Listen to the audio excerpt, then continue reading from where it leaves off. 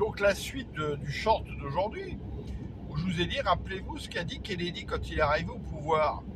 Il a dit, ne vous posez pas la question de ce que votre pays peut faire pour vous, mais qu'est-ce que vous pouvez faire pour votre pays? C'est la même chose.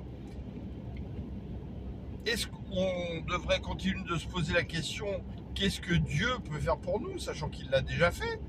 Ou qu'est-ce que nous pouvons faire pour Dieu, sachant qu'on dit tout ce que vous le faites pour le Seigneur. Et regardez ce qui s'est passé pour Kennedy. Aujourd'hui, on a fait plein de livres, plein de choses pour essayer de salir la mémoire de ce président. Alors qu'il n'était pas propre de partout, bien évidemment, mais connaissez-vous un humain qui soit propre de partout? Même Jésus a choisi Pierre qui avait plein de défauts, qui était colérique, emporté, etc. Là n'est pas le problème. Ce président, par contre, il est venu en disant qu'il allait dénoncer le complot qui était dans ce pays contre chaque Américain. Il connaissait déjà ce qui se passait avec le Deep State, avec ceux qui sont sataniques, etc.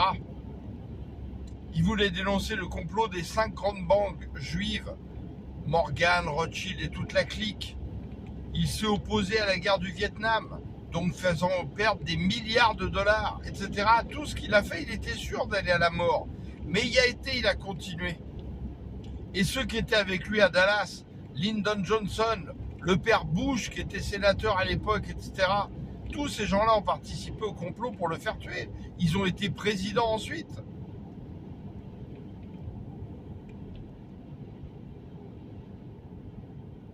Posons-nous un peu des questions parfois en profondeur un petit peu, de voir justement, est-ce qu'on fait vraiment tant de choses nous pour le Seigneur alors qu'on lui demande de continuer à faire beaucoup de choses pour nous et qu'il les a déjà faites et que c'est notre manque de foi qui en fait souvent ne permet pas que nous les vivions en accomplissement et notre manque de connaissance et d'écouter le Saint-Esprit. Combien aujourd'hui de croyants viennent lutter, travailler contre le Saint-Esprit? Combien nous voulons enfermer dans la Bible celui que les cieux des cieux ne peuvent contenir, alors que Jean a dit que si on avait voulu écrire tous les miracles que Jésus a fait, tous les livres du monde ne suffiraient pas. Que le Seigneur a dit, j'ai encore beaucoup de choses à vous dire, vous ne pouvez pas les porter. Quand le Saint-Esprit sera venu, il vous dira toutes ces choses. Mais c'est resté lettre morte dans nos cœurs. Alors puissions-nous grandir dans une autre dimension christique. Et c'est ce qu'ils veulent surtout pas dans la majorité des églises aujourd'hui.